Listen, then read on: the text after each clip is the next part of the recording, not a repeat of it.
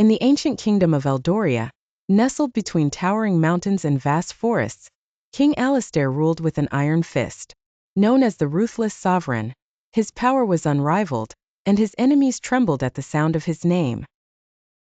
Alistair was not a cruel man by nature, but years of betrayal and endless wars had shaped him into the leader he had become. The court of Eldoria was a place of politics and schemes, where every smile hid a dagger, and every gesture was a calculation. The nobles whispered in the dark, plotting to rise above each other, but none dared to challenge Alistair openly. He had played the game of power for too long and mastered it beyond their wildest dreams.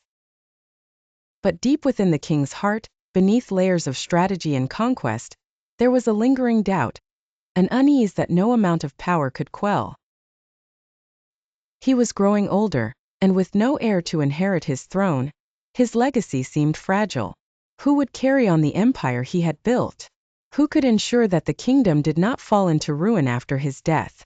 One night, during a grand feast, a mysterious figure appeared in the court.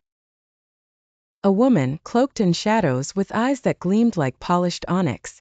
She called herself Seraphine, a wandering sage from distant lands. Her voice was as smooth as silk, and her words were full of riddles. She spoke of prophecies and power, of kings who ruled not just by the sword, but by wisdom and cunning. Intrigued, King Alistair invited her to stay in the palace, where they began a private council. Seraphine offered him insight beyond mere politics, guidance on how to mold his empire's future not with brute force, but with subtlety and foresight. She taught him the power of patience, of setting traps that took years to spring, and of ruling through influence rather than fear. Under her tutelage, Alistair began to transform. He became more calculated, more deliberate in his actions, and his influence over the kingdom grew even stronger. The nobles became less certain of their plots, for the king seemed always to be 2 steps ahead. However, as the years passed, Seraphine's influence grew. Rumors spread that she was a sorceress, that her powers went beyond wisdom, that she could bend the will of men. Some said that she was seeking to usurp the throne for herself, using Alistair as her puppet.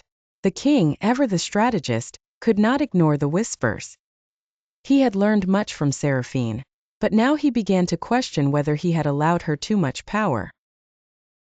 Had he traded one form of fusqueef tyranny for another? Was he still the master of his own destiny? In a final gambit, King Alistair summoned Seraphine to his chambers.